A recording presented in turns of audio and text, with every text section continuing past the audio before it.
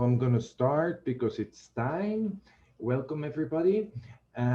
Today, we will start about the circulatory system. And the circulatory system is, yeah, I think it's not the most difficult system. I wouldn't think so. It's the last but not least system that we see to close module 3. So after this system, next week we will see urinary system. So we will be definitely ready for the second partial in 3 weeks to have module 2 done, and even started module 4, which is reproductive system and nervous system and so on. So that's really nice.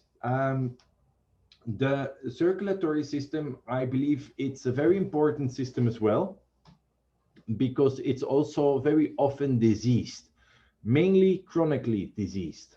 Okay, we have, remember I told you that we have the digestive system, that is the system that the most easily gets ill and the most frequent gets ill. Think about all the stomach aches, we have diarrhea and so on. And then in the second place, we have the respiratory system that also gets fairly easily ill. But I believe that this circulatory system is really closely connected to this circulatory system, because very often, if you don't take care of your digestive system, so you eat bad, it has serious consequences for your circulatory system. We will see that definitely on Friday when we deal with the diseases.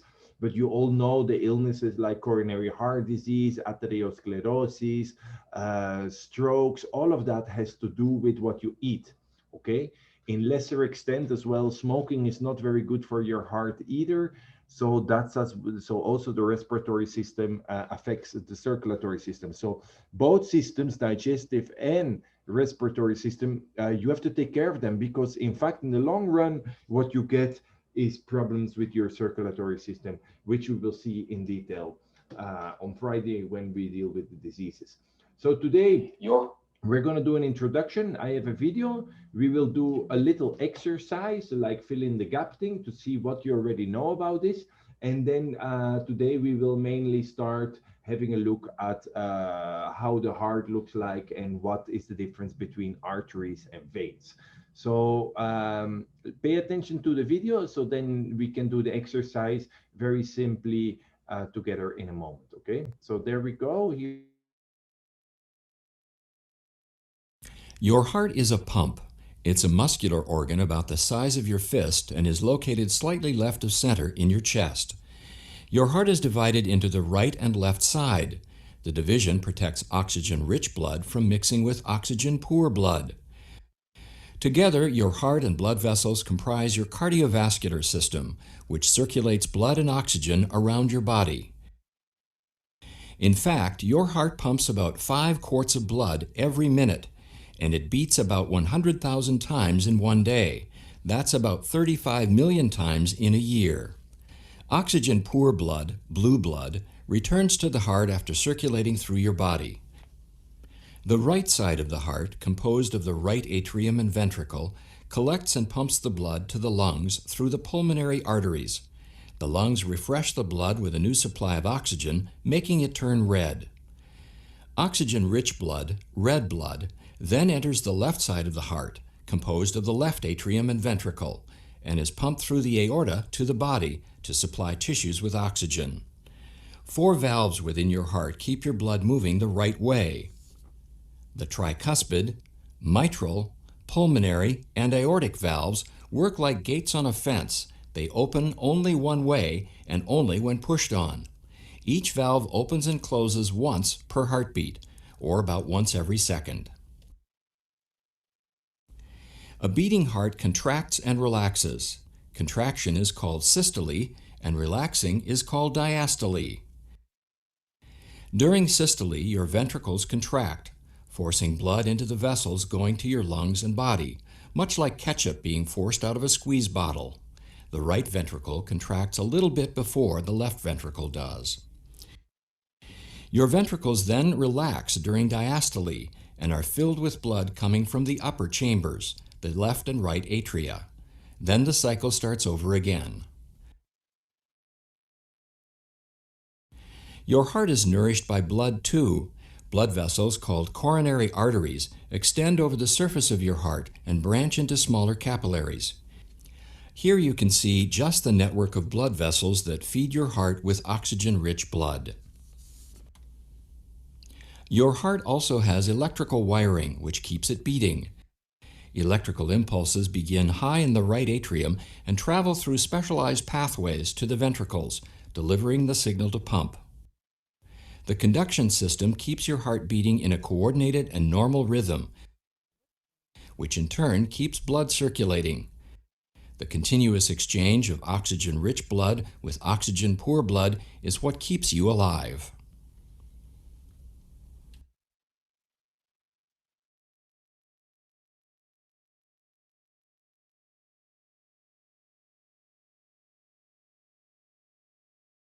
You're muted. Okay, let's do the simple exercise of filling in the gaps. Here we have them.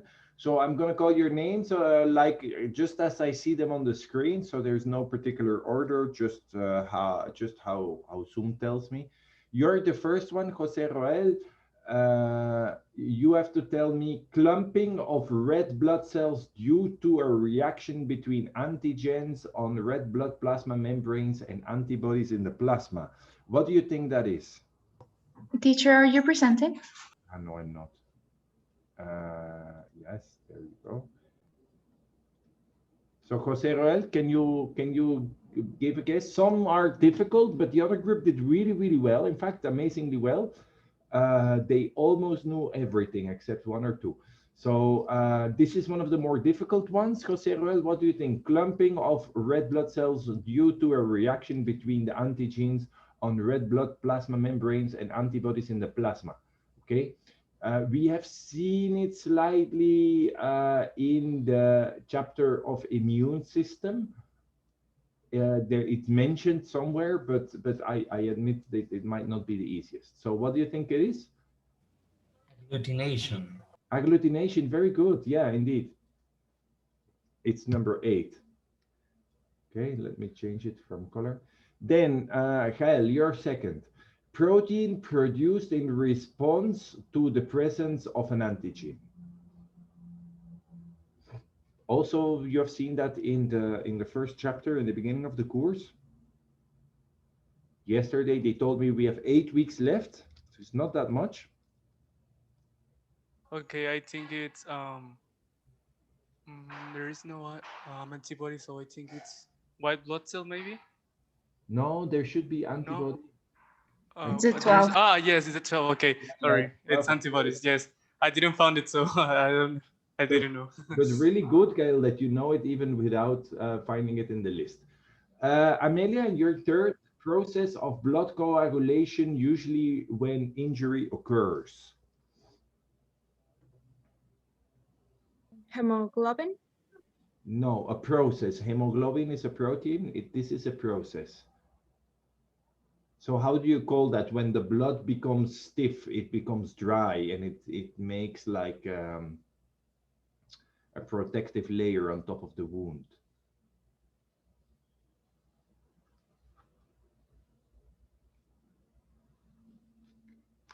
I have no clue. No? Anybody knows?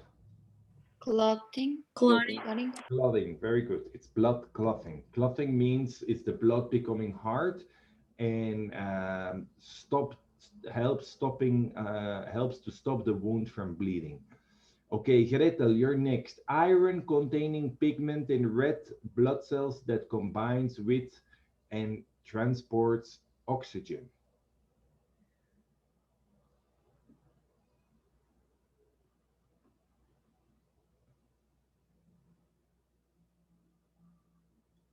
Number 1.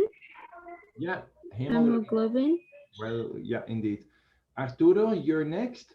Liquid portion of blood contains nutrients, waste, salts, and proteins. So basically, it's the blood without the cells. How do we call that? Red blood cells, no. No, it's the blood without the cells. So without platelets, without red blood cells, and without white blood cells. So what remains? How do we call that?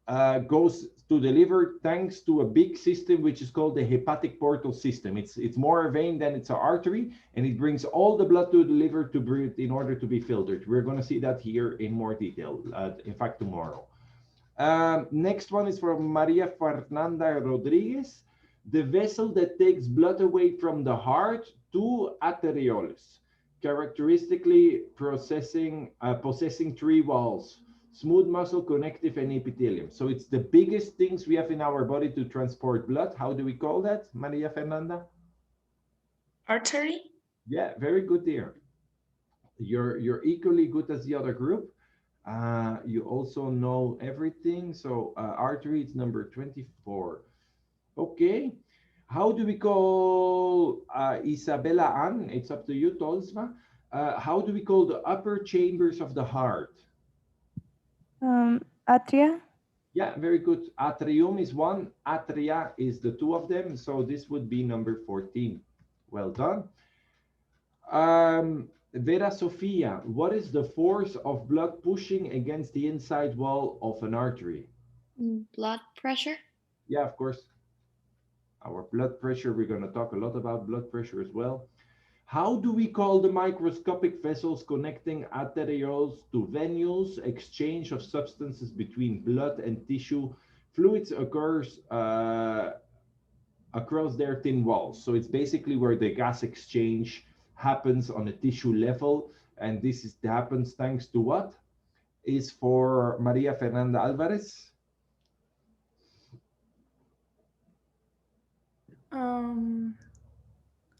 I don't know. It's the smallest blood vessels we have in our body. How do we call that? I think you know, you have heard of it. Oh, I think the arterioles. No, smaller than that. It's like the microscopic small vessels you have all over your body. Oh, capillaries. Yeah, capillaries. Very good. This would be capillaries, and this is number 7. Okay. Julieta, how do we call the lower chambers of the heart? If it's not atria, how do we call that? Ventricles. Yeah, very good. It's number, I don't see it, ventricle. 21. 21, perfect. Okay. Maria Fernanda Maciel, one complete cycle of systole or systole and diastole of all heart chambers. How do we call that? So the beating of a heart, in fact, the complete cycle.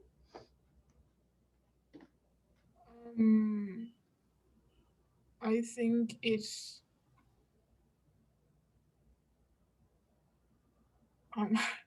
I don't know. The only cycle in the list would be number? Cardiac cycle. Yeah, of course, cardiac cycle. Well done.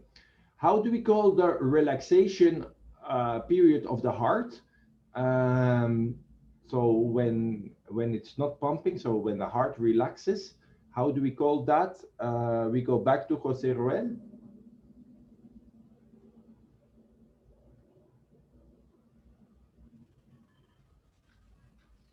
Well, diastole. Yeah, very good. It's a diastole.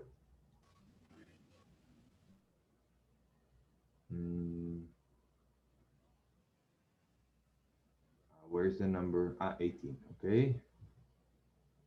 18, not 19. Amelia, for you, muscular organ located in the thoracic cavity. I don't have to say more. It's very simple. How do we call the most important muscle of the body? The heart. Yeah, of course. Number 6. Gretel, blood vessels that takes blood away from the heart to the lung. How do we call that? Pulmonary artery. Yes, indeed. It's one of the big difference between arteries and veins. Arteries always take blood from the heart to the organs, and veins from the organs to the heart. Okay, that's one of the main differences. There are more, which we will see in a moment. Arturo, the blood vessel that takes blood from the lungs to the heart, I just told you.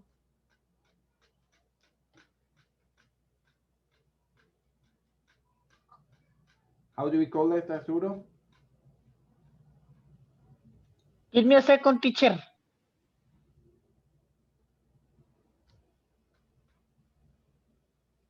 Gael, the next one is for you. So you start thinking about the small region of neuromuscular tissue that initiates the heartbeat, also called the pacemaker.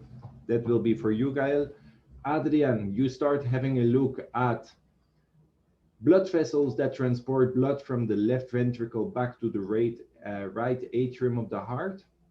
The pulmonary artery or no?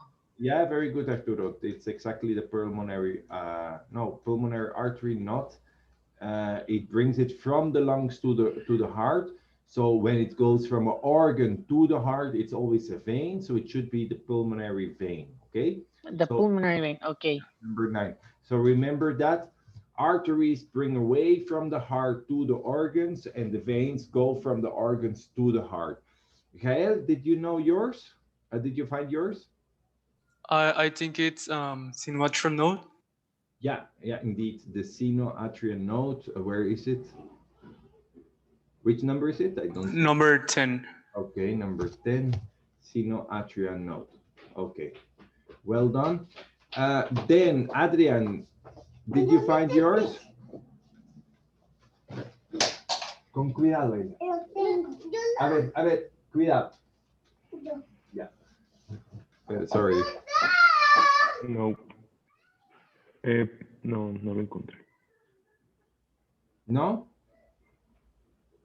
So, we can leave it open for a second to see what it could be. Camila, contraction period of the heart during the cardiac cycle? 25 systole. Okay. I know it's wrong.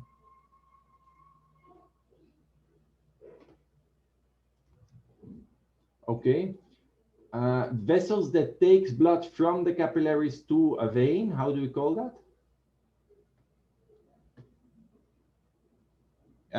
Anybody?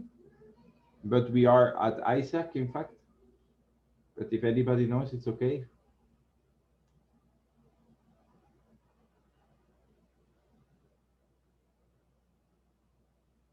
No, this would be the venules. Okay, this would be 26.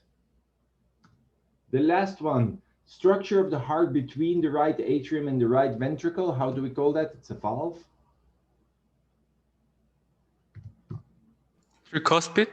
Yeah, that's a tricuspid valve. They call it tricuspid because it looks like 3 half moons. And then the last one, this would be the arterioles, okay? I know, blood vessels that transport.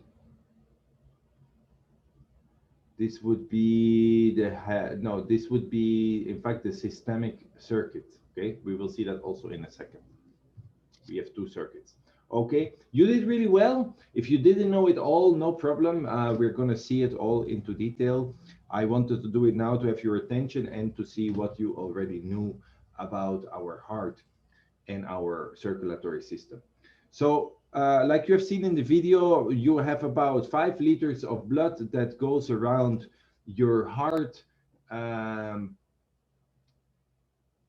all the time, and that your heart is pumping. It really depends on your size. So if you're a really tall person, you could have 5.5 liters blood. If you're smaller, you have 4.5. If you are a child, 3.5, 4.5. Really depends your size. Okay. The heart is located right in the middle of your chest. Okay, and it looks typically like you could even see that in this picture. Maybe I can take green, then it's more obvious. You can see that if you I wanted green. So the icon of a heart is not an invention. You can really see that the heart looks a little bit like this. It's really like that. So if you do this, I don't know, you can do that with Zoom, right? You can send hearts, and then you see where it comes from. Of course, the heart does not have any emotions. That's a lie. It's the brain that has the emotions and the feelings. It's not the heart, but you know that already, right?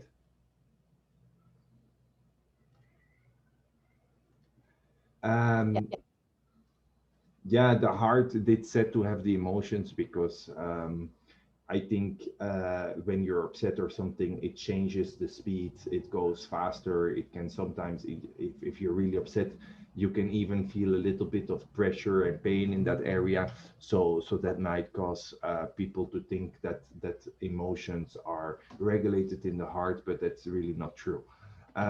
It's affected by it. I'm not saying not, but it's not. They don't come from there. So it's a pump. It's about it's our biggest pump in our body. It's in the middle. So people say sometimes the heart is a little bit to the left. Like I said, it's not true. It's the size of a fist, and it seems to be a little bit to the left. It's just because of the aorta. You know, the aorta is right here, gives you the impression it's a bit to the left, but it's not true. It's just the aorta that deviates on the left side, which gives you the impression the heart is on the left, but it's not the case. Okay.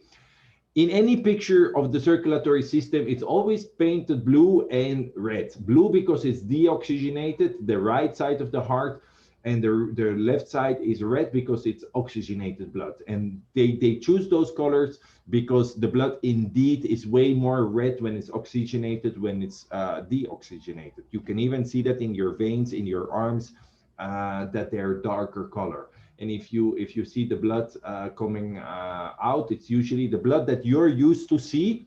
It's deoxygenated blood, because when you cut yourself, you usually cut yourself in the veins. If you would see oxygenated blood and you would cut, by example, an artery, which is more difficult, you would see that the blood is way more lighter and redder of color. But most of us, we have never seen that because the arteries, they are more deep in our body. They're not so much on the surface.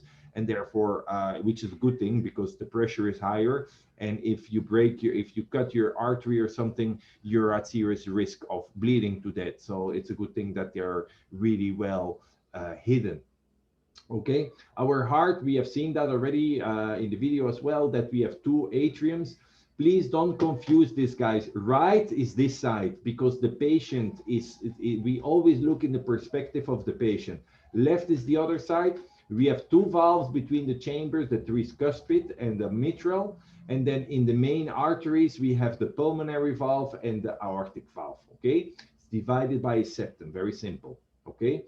The heart itself is really selfish, and that's a good thing, because the first blood that the heart pumps is for itself, okay? So the first branch that goes off the aorta, which gives the nutrients and the oxygenated blood, it gives it first to itself. And that's really smart and selfish of the heart, because if the heart doesn't have the nutrients and sufficient oxygen, of course, it cannot provide for others as well. So it's really well done by nature to give first the heart the best blood. I mean, it's not the best blood, but it's like the first blood is first for the heart, okay?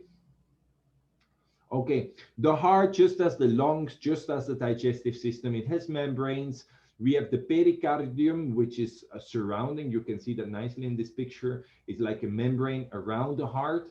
On the inside of the heart, you also have an epithelium layer, which is called the endocardium. So think about that. Peri on the outside, usually endo on the inside. And myo is basically the muscle layer in the middle, in the heart itself, okay? The valves, I just told them, we have four important valves. Make sure that you can tell where they are, because this is definitely going to get something. You're definitely going to get this on the exam. Did you ever wonder why we have atria and why we have ventricles? Why it's not just one space on each side? Why would we have four chambers? Because it's like the cambio de marchas of a car. One is stronger than the others, and one is for, they are for different functions. They have different. Yeah, you're getting there, but I don't find, you didn't say the exact clear answer. Anybody has an idea? Maybe to divide like the blood flow, like symmetrically to all parts of the body. So, like for example, our left side get the same blood as the right side. Yeah, you're almost there. Yeah, you're getting. I thought it was like because it's easier to keep the pressure in a smaller area. Yeah, very good, Gretel. It's pressure and volume, okay? So basically what happens is you want your organs to have a constant volume and a constant pressure of blood all the time. And that's why the right atrium, it fills up with blood and it will only send it to the right ventricle. So the valve opens automatically because it opens when the correct pressure is reached, and then it will flow to the right ventricle. And the ventricle contracts in a later phase as the atrium, but then you're sure that it's the amount, the volume of the right ventricle, it's completely full and with the correct pressure to go to the organs. So basically it has to do with that. It's to assure a constant volume and a constant pressure all the time. Because if you would just have one chamber and the heart would start beating and it's not full yet, it would still beat. That's not a good thing. That's why we have those valves, you know, they only let the blood pass when the pressure is reached that is necessary to send the blood to the organs and the heart. So that's why you have those safety mechanisms in the heart. Okay, so guys, this is important here because not everybody knew that already, which is completely normal. In the fill-in exercise, but basically what you have is heart, okay? Heart. And the heart, from the heart you have arteries, and the arteries are the main vessels. So that's here, from the heart, arteries. What is typical about the arteries, they have smooth muscles, they have higher pressure, they're a bit bigger, and they're more deep into the body. So you have arteries, and those arteries, they become arterioles, okay? When they get more divided and they branch off, smaller arteries, we call them arterioles. These arterioles, they become capillaries. Every organ or any muscle or even the skin, any organ has a capillary network. And this is where the gas exchange happens, basically the internal gas exchange. Basically the cells giving off the CO2 and receiving the oxygen and the nutrients, okay? So when the blood passes the organs and the capillary network, it goes to venules, and those venules, they become bigger and bigger and they become veins. And the big difference between arteries and veins is that veins have valves, okay? And those valves are necessary because the pressure is lower and you want to avoid that the blood flows back to the organs. So that's why we have these valves, okay? Also, the venules or the veins, they have almost no smooth muscle, okay? Very little sometimes, but not a lot. It's the arteries that have smooth muscle we will see later why they have that. It's to regulate the blood pressure. And that's basically how it goes, okay? So I can delete this. Okay.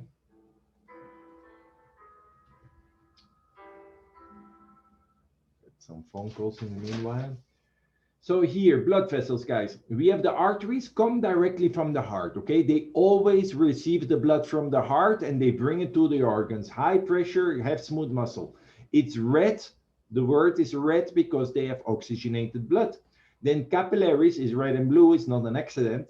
It's because they have oxygenated blood, but it becomes deoxygenated blood because they do the gas exchange on a tissue level, okay, which we call the internal respiration, okay?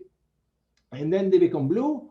It's the veins. They have valves, low blood pressure, and no or little smooth muscles, okay? So this is basically where the gas exchange happens, the internal respiration, okay? Next. So the arteries, they have also a thicker wall. That's obvious because they have to be more protected. The only two places in your body where you can properly feel your arteries, and that's why you measure your blood pressure, no, your heartbeat, you measure that here because here on the inside of your arm you can feel an artery, okay? The other place where you can feel an artery is if you go to your trachea or your windpipe, You take your fingers, you go to the side, you push here, you can feel another artery. But for the rest, it's very difficult to feel arteries with the, because you can feel the pumping of the heart in the arteries. And it's difficult to find other places because the arteries, they are so important and you never want to break them, that usually they're really deep inside the body. Like everything you see here, I don't know if you see it, maybe I put like this, no. A ver. You can see some veins here.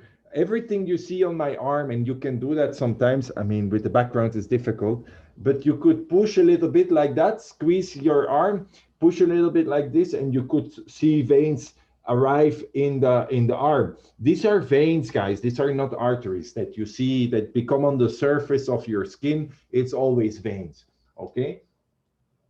So here another picture of basically the same thing. So here, guys, this you have to know. It might be still a little bit confusing that we have here two loops. We will see the loops tomorrow, but basically is the aorta bringing the blood to the organs, and it comes back right here in the superior vena cava and the inferior one. So the blood leaving from the left ventricle is arriving in the right atrium. The blood leaving from the right ventricle is arriving to the left atrium, and this one goes to the lung. But don't worry about that yet. We will see that in more detail tomorrow. You have to know those main arteries and veins leaving the heart, arriving and leaving the heart. You have to know those, okay? The last thing we're going to see today is that the heart has nerves. And like I said, like we have seen in the exercise, the SA node is called the pacemaker, is basically the nerve that sends the signal for the heart to contract. And you know, the heart basically beats 2 times. It's like a boom, boom, boom, boom, really fast, 2 short beats. That's because it's first the atrium contracting and then the ventricle. And it's this SA node, which is basically a nerve, contracts, then the AV node is activated, and through the Purkinje fibers, which are just nerve cells, they may contract the whole ventricles. So that's basically what happens. Tick, tick, okay? Like, we will see that in a video later on tomorrow, okay? This is all I wanted to do for today. Are there any questions? So tomorrow we're gonna see the cycles, the heartbeat, and then on Friday we will see the pathologies, okay? We will also have a look tomorrow a little bit at blood itself, how blood works, blood groups, and this kind of things. So that's what we will do for tomorrow: the heartbeat, the blood, and the loops. And then on Friday we will finish that and have a look at what kind of illnesses and pathologies are related to the circulatory system. Any questions? If not, I hope your parents or your mom or somebody has the food ready, because I imagine you might be hungry. I'm always very hungry at 1 already. Maybe I should have a snack before the class, because I'm always really hungry. In fact, I'm always hungry. It's really strange. But anyway. We know, teacher, you've told us every single class, like, please go eat lunch, because I can't. Yes. But we can neither, because we have class. Yeah, but you should, I mean, I allow you to eat in my class. So if you want to eat in my class, you could always like run to the kitchen and get a snacksito and then come back. Yeah, luego. Ready. He had it hidden, and when you said, oh, you're allowed to eat in class. Oh, okay. See, I don't see any problem with that. I mean, you pay better attention when you're not too hungry. So if you're hungry, you should always go for a snacksito. Better fruit or something, or a little avena cookie or something like that. Oatmeal cookies are really nice. Anyway, this is it. No more questions. Then we see each other tomorrow. That's the Teacher, we have to review activity, right? Yeah, you always have to do it, but for this circulatory system, I didn't put the date yet. I will do it later. I will also upload my presentation.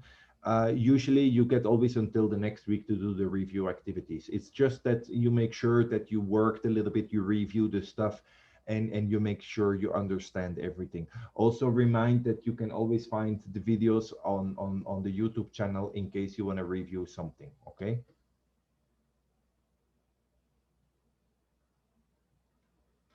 Okay, so see you tomorrow. Take care. Bye-bye. Thank you. Thank you.